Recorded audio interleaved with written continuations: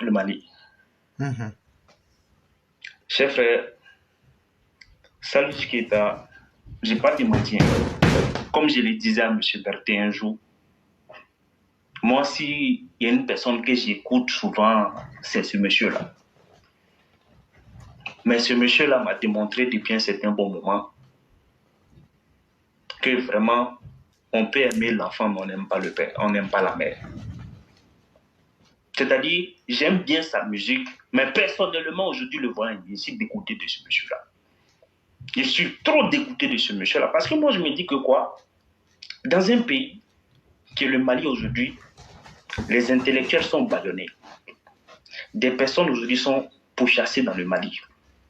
Les têtes pensantes du Mali aujourd'hui, là, les médiocres du Mali veulent éteindre ces personnes-là.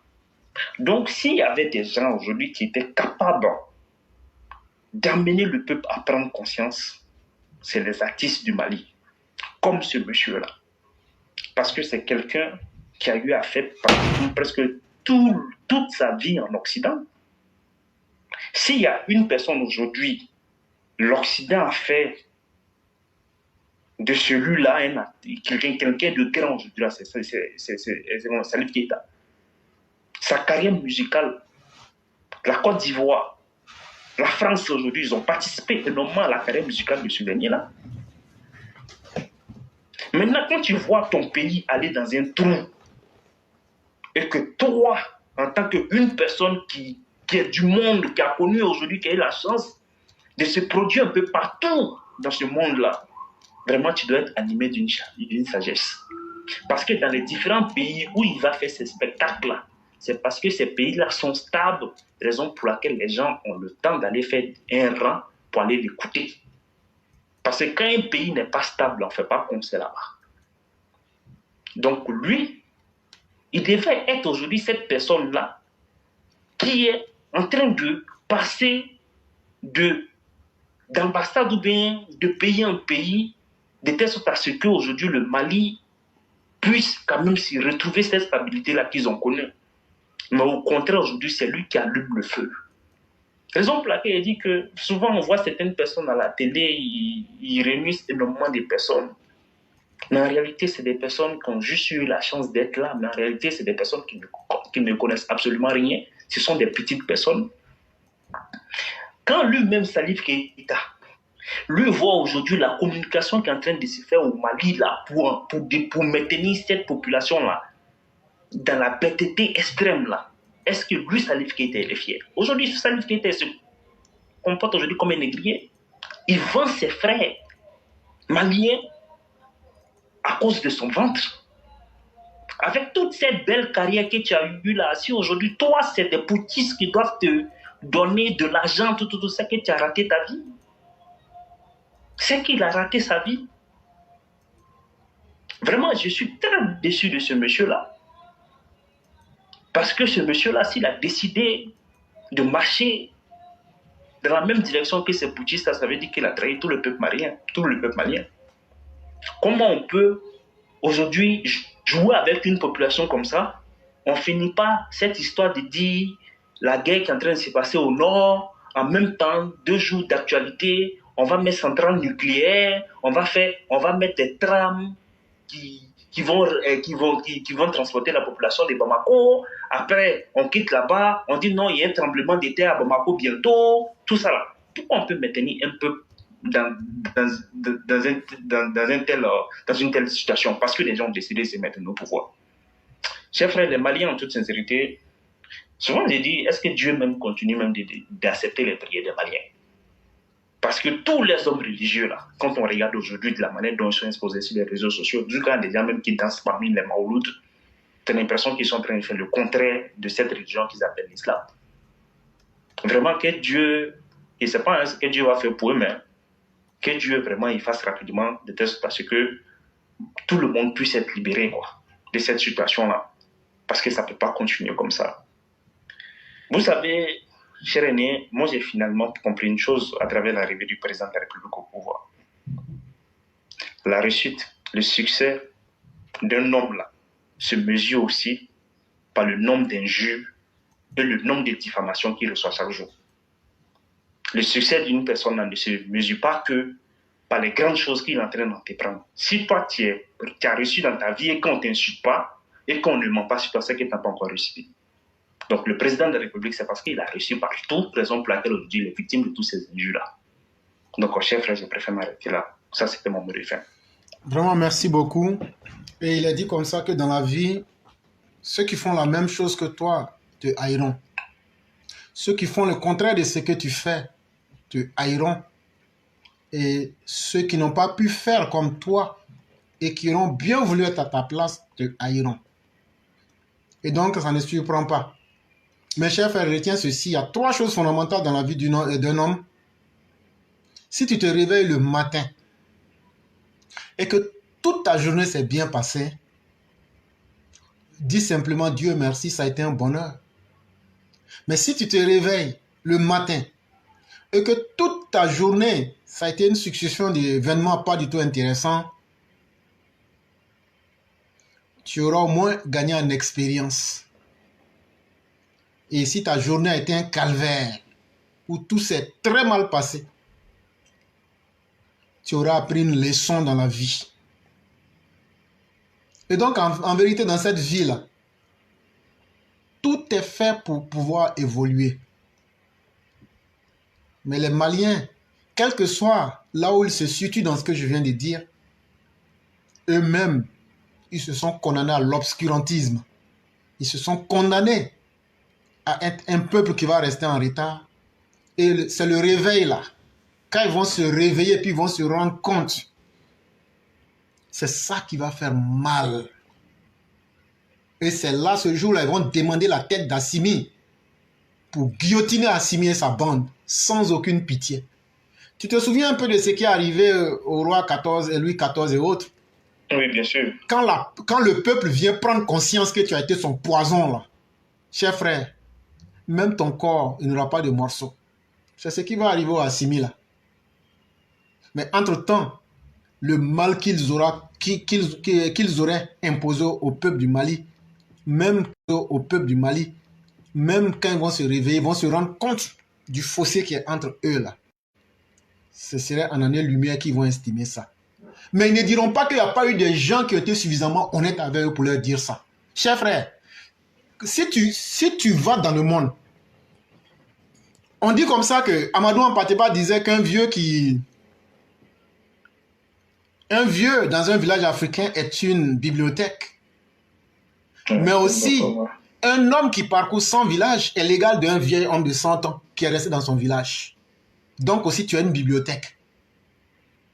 Quand tu quittes ton village natal, tu quittes ton pays natal, tu quittes ton continent natal, tu vas faire des rapports entre humains, comme de la manière toi, moi et les autres sommes aujourd'hui là. Cher frère, sauf si toi-même tu te sous-estimes ou même tu te fous des expériences que tu as pu acquérir dans la vie. L'aventure à elle seule là, constitue déjà un bagage pour remettre un homme sur les rails. Salif Keïta, c'est où lui n'a pas eu accès. Même si tu n'as pas connu le monde, mais le monde t'a connu. Tu dois adapter ton comportement. Et puis être capable d'aider ton peuple. Ah, ça là, ce que vous êtes en train de faire là, c'est pas bon. Tous ces pays qui ont entrepris cette voie là, quand on fait la somme là, jusqu'à aujourd'hui, depuis les indépendances là, il n'y a pas un pays qui dit « Ah, Dieu merci, grâce au coup d'État, nous on s'est développé. » Ça c'est un. Deuxième, votre révolution que vous allez faire là, quand vous allez finir votre révolution là, est-ce que vous aurez été capable dans votre région de fabriquer ne serait-ce qu'un vélo? Là, quand vous allez venir au sommet des Nations Unies, vous n'allez pas prendre un avion. Mais vous faites une révolution. Et tout ce dont vous avez besoin vient de ceux chez qui vous voulez, sur le dos de qui vous voulez faire votre révolution. Ça saute aux yeux que c'est du mensonge. Mais Assimi et sa bande sont en train de chercher à gagner du temps. Il ne peut plus capturer des soldats ivoiriens. Et donc il faut créer des nouveaux mensonges. Le temps de durée d'une vie d'une centrale nucléaire, c'est 40 ans. Ça, c'est si c'est bien entretenu. Hein. Et souhaitons Dieu qu'il y ait une fuite. Tchernobyl sera petit. Mais les Maliens préfèrent ça. Là, comme ça, là. Et puis tous les Ivoiriens vont mourir. Le Malien, aujourd'hui, dans sa tête, là, Même si eux ils ont la bombe atomique là, on va dire si vous appuyez, on va mourir. Il y a un Malien qui a dit ça ici, sur une vidéo, je ne sais pas si tu as suivi. Il dit, si on met une bombe nucléaire et lui il a la possibilité d'appuyer, il dit, et puis on met les bouches des missiles là, entre Kidal et puis Bamako là. Et puis on dit seulement il faut appuyer sur un là. Que là où lui-même ses parents se trouvent à Bamako là, que lui va appuyer dessus. Je ne sais pas si tu as suivi la vidéo. Non. La vidéo est sur notre page.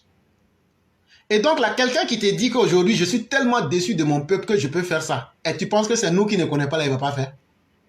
Bon, c'est comme ça, c'est la vraie psychologie du Malien qui est là. C'est lui là. Quand lui veut quelque chose qu'il n'a pas obtenu là, même si la terre entière peut aller aux enfers, ce n'est pas son problème. Quand un être humain arrive à un tel niveau de bassesse, il faut s'éloigner de lui comme on s'éloignerait des habitants des enfers. Je ne sais pas, vous les musulmans, vous avez un verset. J'oublie peut-être le verset. Quand ça va me revenir, je vais dire.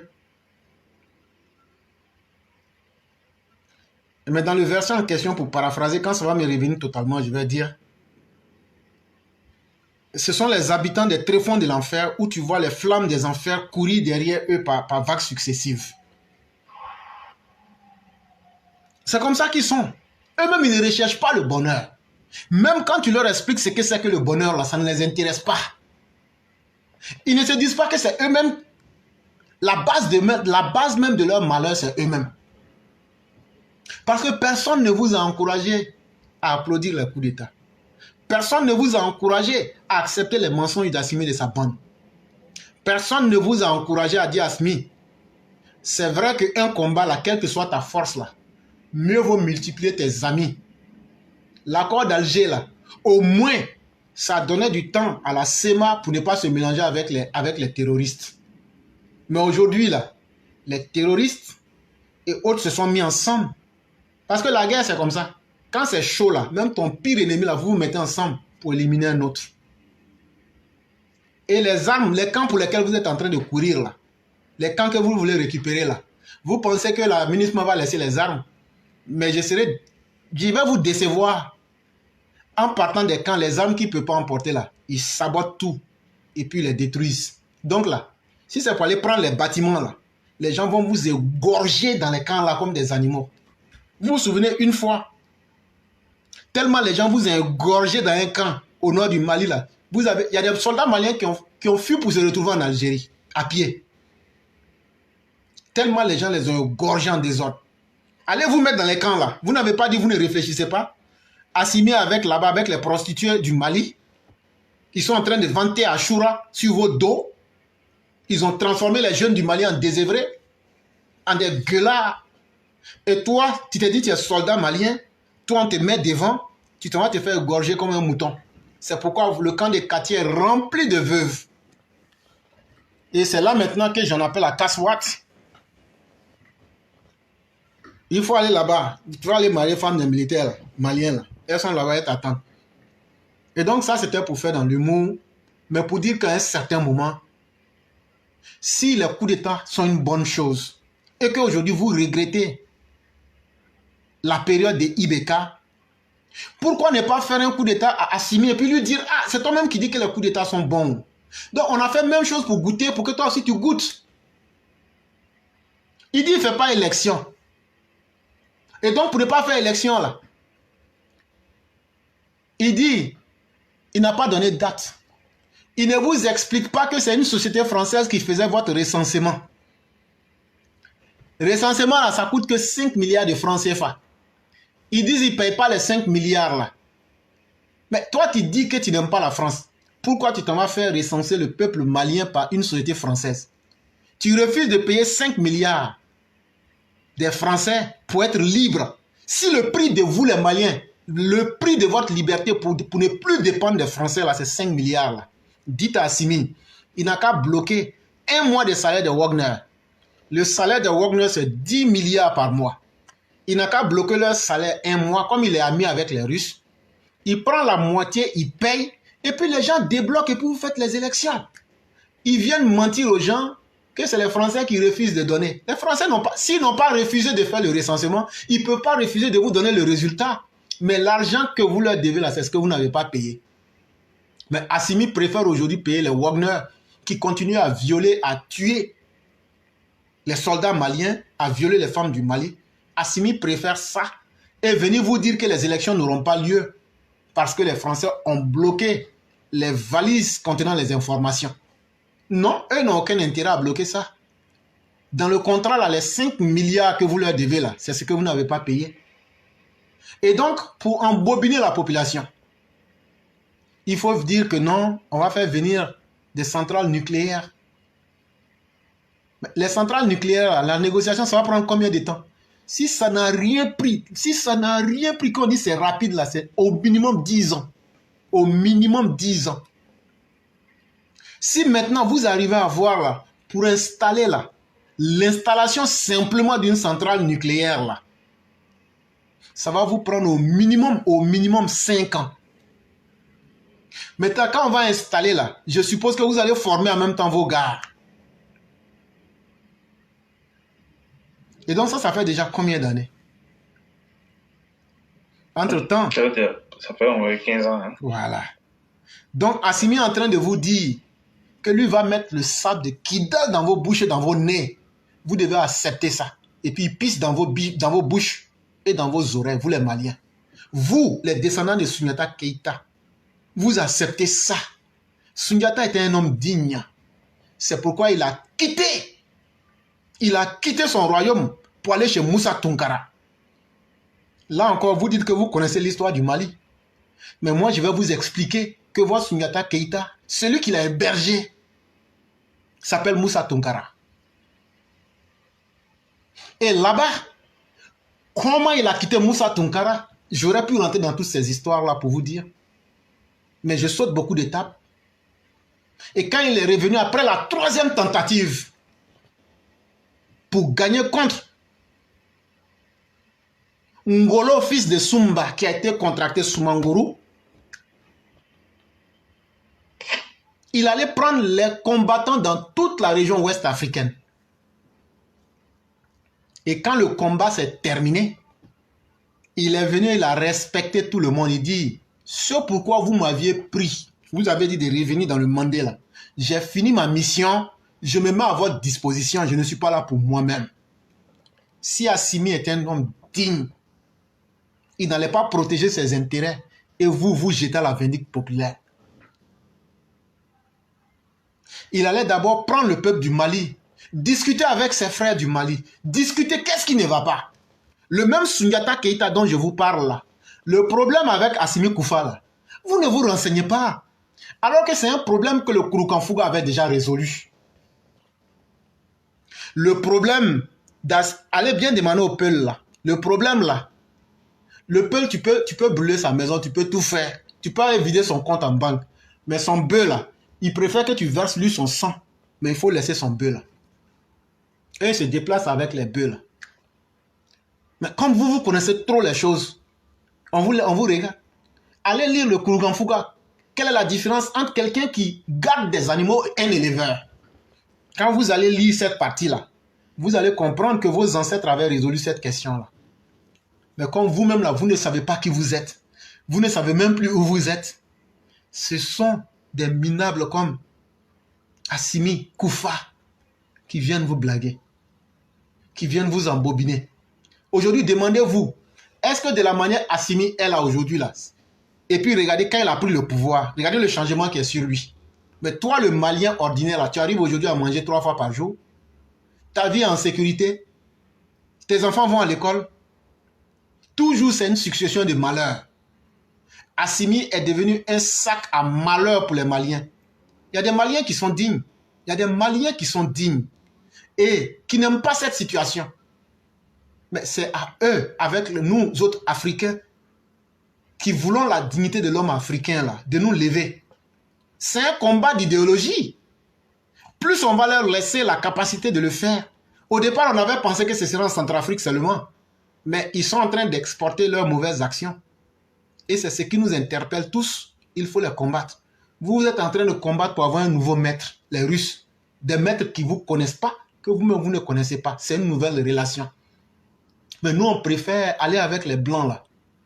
et les blaguer doucement, doucement, jusqu'à tirer nos doigts de leur bouche. Personne sur cette terre n'aime être commandé.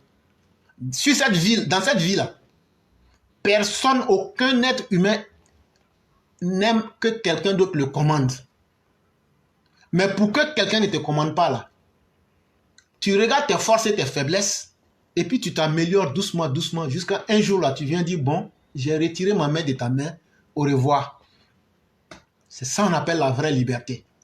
Mais se mettre là à gueuler, à dire des grands mots et après se cacher la nuit pour venir demander à faire concert ou à venir raser les murs du palais d'Abidjan, c'est pas l'attitude la plus honorable.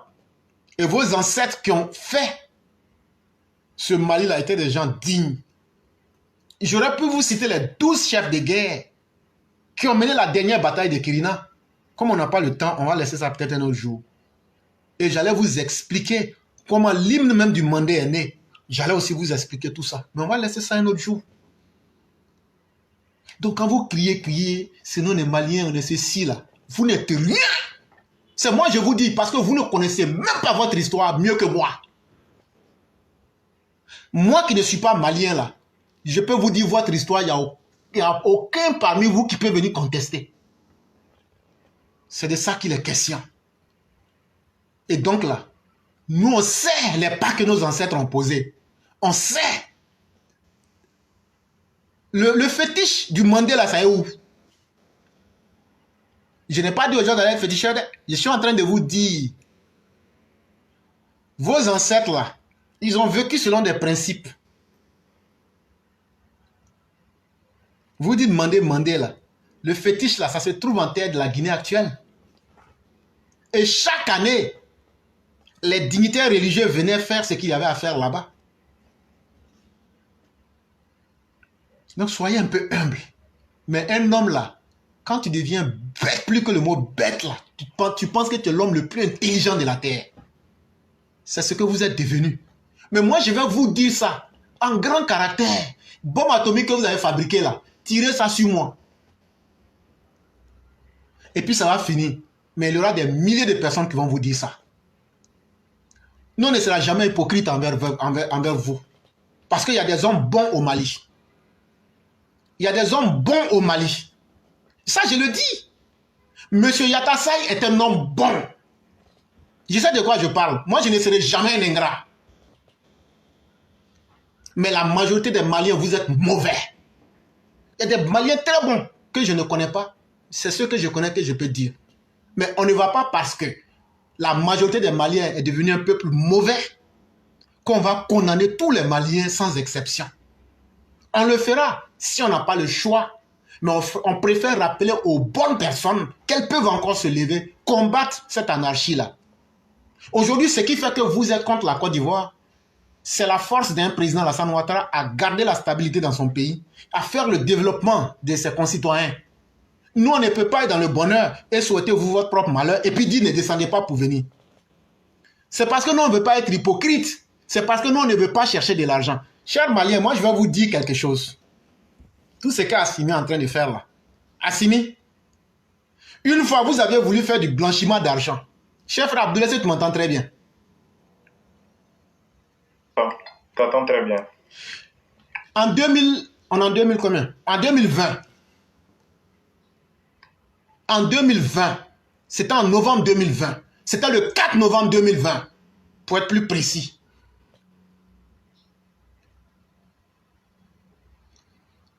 Ils ont fait venir des gens, ils ont voulu faire un blanchiment d'argent.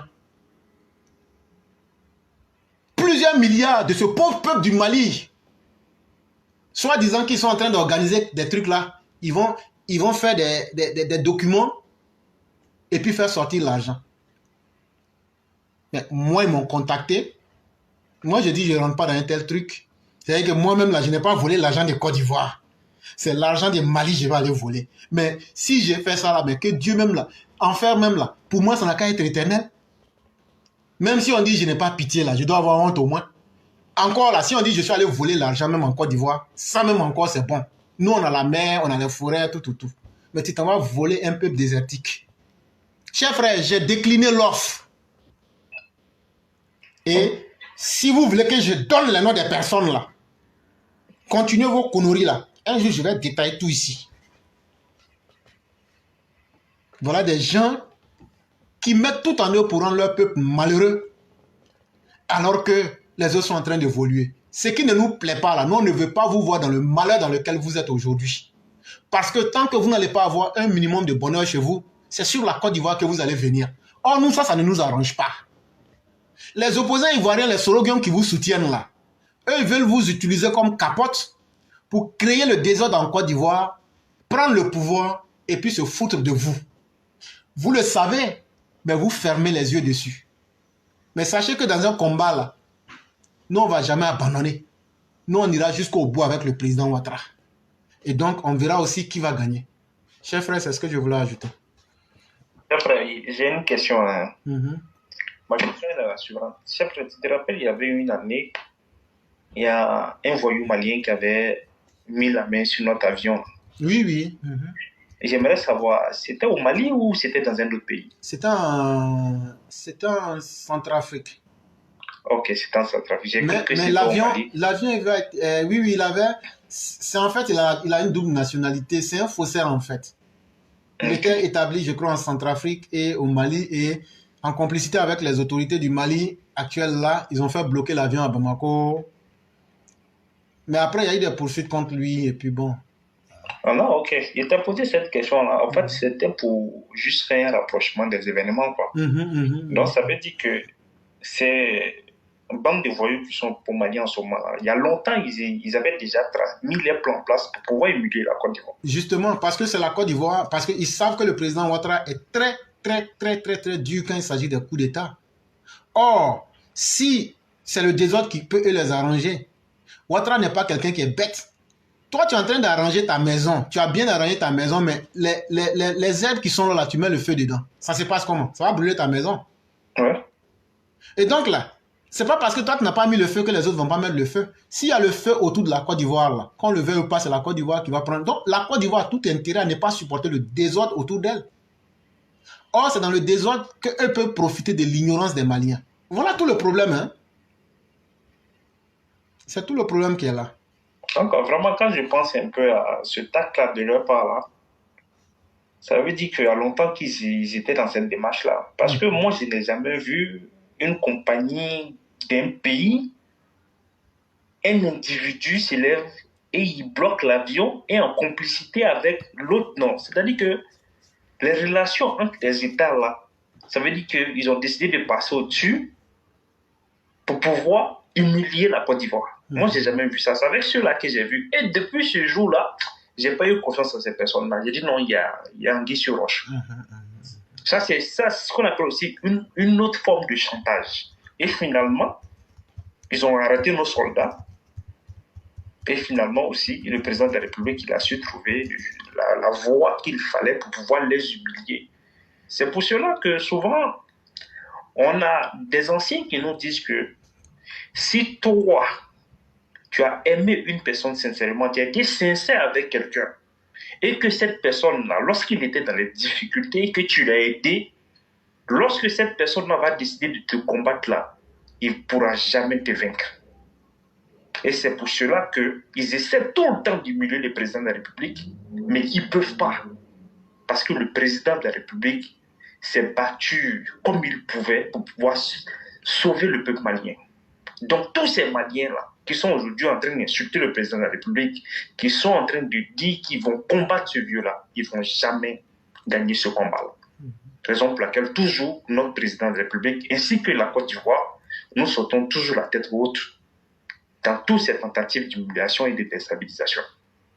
Donc, cher frère, c'est ce que je comptais rajouter sur ce que tu as dit. Merci beaucoup. Le monsieur en question s'appelait Omar Diawara et il a une nationalité Congo-Brazzaville, Mali et plein. C'est un faussaire en fait. Ah, c'est ça. Voilà. Donc, il faut dire que tout ce qui pouvait faire mal et tout ce qui peut faire mal, c'est pourquoi il s'associe à Soro Guillaume pour faire tout le mal qu'ils peuvent à la Côte d'Ivoire. Et il ne faudrait pas que les Ivoiriens oublient ça. C'est très important. Parce que si on s'oublie, c'est là qu'ils auront le temps de nous poignarder. On ne va pas attaquer quelqu'un, on ne va pas être violent, mais on va leur montrer qu'on connaît vos intentions et qu'on ne va pas baisser la garde. Ça, il faut le rappeler aux Maliens. C'est une chose assez utile quand même. Vraiment, merci beaucoup. Merci beaucoup, cher Et frère. on va vous souhaiter une excellente soirée. Merci beaucoup. Mhm.